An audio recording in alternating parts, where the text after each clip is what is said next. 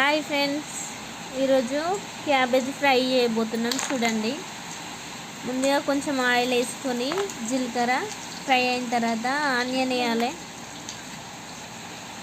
Onion fry అవుతున్నాయి. కొద్దిగా ginger paste వేసి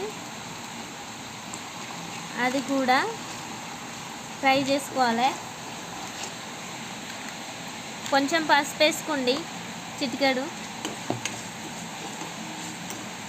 ఫ్రై అవుతున్నాయి. చూడండి, క్యాబేజ్ కట్ చేసి పెట్టినవి. క్యాబేజ్ వేసేస్తున్నా. చిన్న చిన్నగా కట్ చేసుకుంటే తొందరగా కుక్ అవుతాయి, పెద్ద కట్ చేసుకుంటే లేట్ అవుతుంది.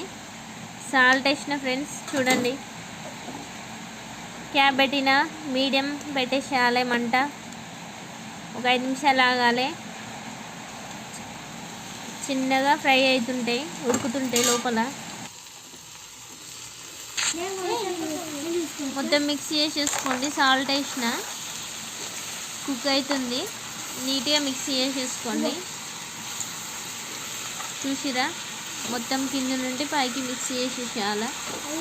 మాడిపోకుండా ఉంటుంది నీట్గా. చూడండి, ఓన్లీ క్యాబేజ్.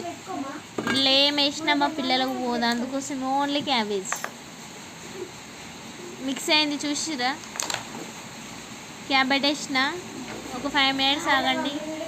బాయిల్ అయింది. చూడండి, క్యాబ్ తీసిన. కడాయి నిండి ఉండే క్యాబేజీ ఆఫ్ అయింది, కుక్ అయ్యి. చూసిరా, నీట్గా మిక్స్ చేసుకోండి ఒకసారి. మళ్ళీ కారం సరిపడంత వేసుకోండి. స్పైసీ కావాలన్న వాళ్ళకు చాలా,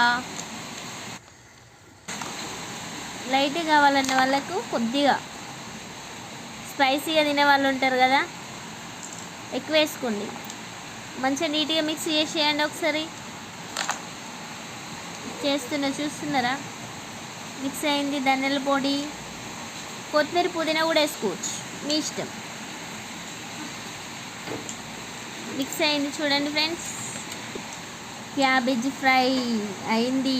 క్యాబేజ్ వేసిన అయిపోయింది క్యాబేజీ ఫ్రై. మహేష్ గారు అన్నంలో వేసుకొని లగాయిస్తుంది. చూసిరా, తిను రైషు. ఎట్లుంది? సూపర్ అంట.